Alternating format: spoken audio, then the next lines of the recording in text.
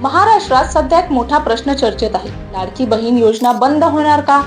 सरकार वारंवार सांगतं की ही योजना सुरूच राहणार, पण न्यायालयाकडून पैसे नसतील तर योजना बंद करा असा कडक इशारा दिल्यामुळे संभ्रम निर्माण झाला आहे.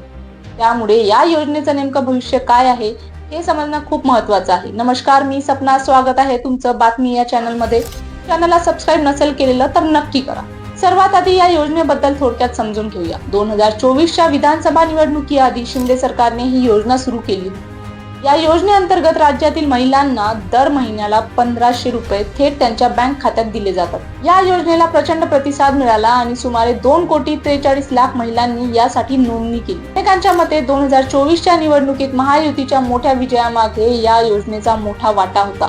त्यामुळे ही योजना केवळ सामाजिकच नाही तर राजकीय दृष्ट्याही महत्वाची ठरली आहे. आता प्रश्न येतो की ही बाब न्यायालयात कशी पोहोचली?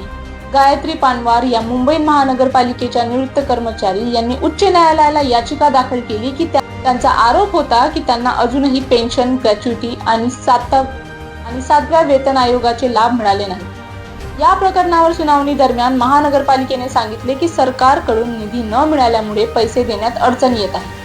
यावर न्यायालयाने तीव्र नाराजी व्यक्त केली आणि थेट लाडकी बहीण योजनेच्या खर्चावर प्रश्न उपस्थित केले.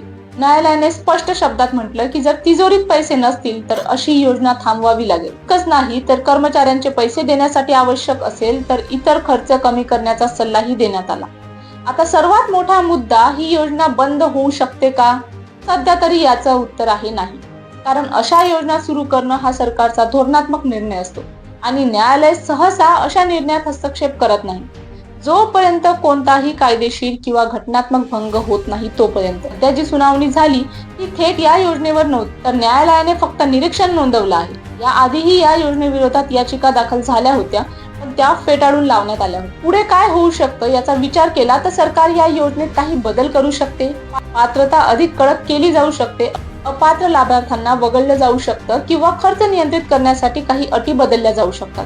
पण एक गोष्ट नक्की, ही योजना सध्या तरी बंद होण्याच्या स्थितीत नाही. मात्र तिच्यावरचा वाद आणि दबाव पुढेही कायम राहणार आहे. तर तुम्हाला काय वाटतं? लाडकी बहीण योजना सुरू राहावी का की आर्थिक ताणामुळे ती बंद व्हावी? तुमचं मत कमेंट सेक्शन मध्ये नक्की सांगा आणि अशा सखोल माहितीसाठी चॅनलला सबस्क्राईब करा.